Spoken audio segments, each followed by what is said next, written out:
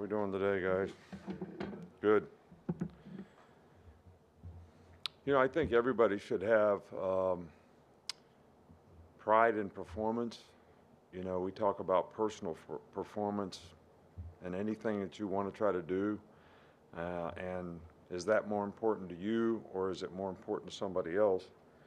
But, you know, when you play competitive sports, the other guy's looking at you trying to figure out, how am I going to take advantage of beating this guy? And if you have pride in your performance, you're going to make sure you take care of the things that you need to do to play your best. So you learn from past experiences, you improve, and you actually gain confidence in the way you practice and the way you do things. And it fortunately helps you play better and stay focused in, you know, the critical time in a game, in big games. So that's something that we're trying to get our players to really stay focused on is, you know, personal performance.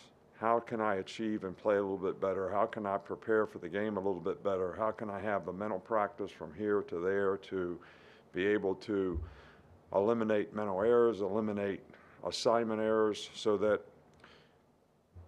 nobody's going to be able to come in and say, we were able to take advantage of this particular person, so that you can have success. So, you know, that's really important. I think atmosphere and environment in this game, fans, their energy and enthusiasm really can have an impact on a game like this. You impact the offense, their ability to check, their ability to communicate, sometimes get the snap count right.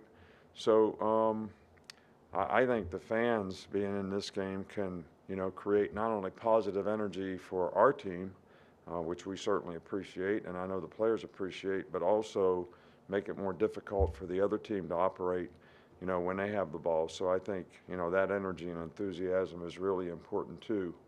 So in Austin, look, you know, you didn't ask a bad question the other night. I just didn't answer it very well. And, you know, when a guy plays well in a game at any position, it should help his confidence and it should help him perform better in the future. But I do think that every player, you know, has to understand that just because I played well, I still want to try to improve the few things that I could have done better. And I think if a person keeps that mindset, then they're always improving, all right, because you're never satisfied, and you're always trying to do better. And you don't let complacency creep into your game. And that certainly hasn't happened with Jalen. So, you know, hopefully the confidence that he gained in this game will certainly help him to continue to play, you know, better and better in the future. That's what we hope for as coaches. That's what we try to encourage him to do. So, and that should have been my answer the other night. Start with Nick. What stands out about Texas's offensive line and what they do up front? Well, you know, first of all, they got a really, really good scheme in terms of, you know, the way they try to run the ball. They try to formation you, the motions that they use, the formations that they use. And, you know, their offensive line does a good job of getting a hat on a hat. They're big. They can play physical. They're athletic. They're pretty good pass blockers. So they're just a good all-around group, and they have plenty of experience. So, you know, I think this is one of the better offensive teams personnel-wise and scheme-wise, and the way they're coached to play and execute of anyone that, you know, we'll see this year. Go front here with Kennington. After the Middle Tennessee State game, Jermaine Burton said that one of the big reasons why he decided to come back was because he wanted to see himself mature as a leader. How have you seen him do that, and how has he improved on the field as well? Yeah, well, I think Jermaine has shown a lot of maturity. And, you know, I think the big thing we've tried to emphasize with all of our players and with Jermaine as well, you know, who you are off the field sort of carries over into who you are on the field. So if you can be responsible and accountable to do things off the field, whether it's go to class, see a tutor, whatever it is, then that's going to create the right habits for you to do the right thing on the field. You know, you don't get discipline when you go on the field. You get it in your life when you start getting up in the morning and start making choices and decisions about what you're going to do and what you're not going to do. So, and that's something that he's learned to understand. And I think that is carried over off the field as well as on the field, and I think that'll help him be more successful in, whatever his challenges are in the future, because he could have a really good career if he can continue to progress in that area. Charlie? Flipping to the other side of the ball, he asked about Texas's offensive line. What stands out about their defensive front and the group? Well, the two inside guys are really, really good. Strong, powerful, athletic, can pass rush, really hard to block. Don't give up a lot of movement inside, which makes it difficult to run. Their ends are athletic, and they do a good job of playing together as a team. They've got really good energy and enthusiasm.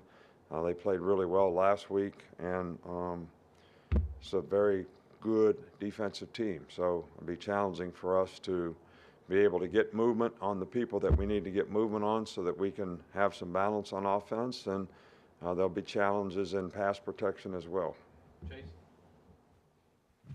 I think Nico Johnson played on 3 of your national championship teams, and of course he's a Texas defensive GA now. How do you remember his career, and what kind of coach do you think he might make? Well, Nico is, first of all, there are championships, not my championships. There's a lot of people that contribute to that, a lot of players, and in every plaque, we want every guy's name on the plaque because they all contributed to it in a positive way. And Nico is a great person, smart player, was very, very productive here as a player. He's got great character. I think he'd be a great coach. He's smart, he's bright, he's industrious, he's a hard worker. So I don't think there's any question about the fact that he would be an outstanding coach. Go to Matt. What does the Texas secondary do well, or that's a unique challenge? Yeah, well, they've got some really good players. They got a outstanding corner. They've got a couple of really good safeties. They've got experience. These guys are fast reactors. They can play man-to-man. They can cover you.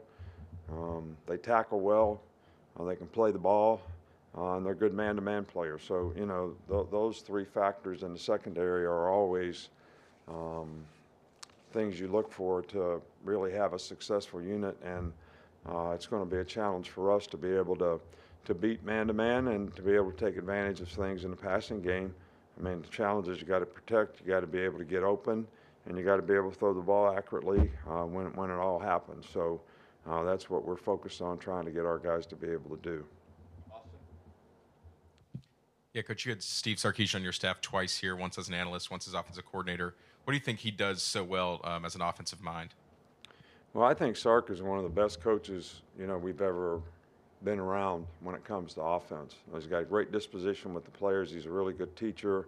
He's got a great understanding of the game, really understands defense and how to attack defenses, but has some really good concepts on offense that are hard to defend, understands how to present them in different ways so that maybe whatever you practiced, it doesn't really come up that way in the game, which makes it more difficult for defensive players. But Sark did a great job here for us, and he's doing a great job at Texas, and it's going to be a very challenging game. They've recruited well, they coach well, and they've got good players, and they're well coached.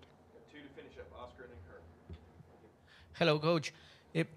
How was that moment of decision when you extend your hand to Steve Sarkeesian and give him a second chance? Thanks so much. Gracias. I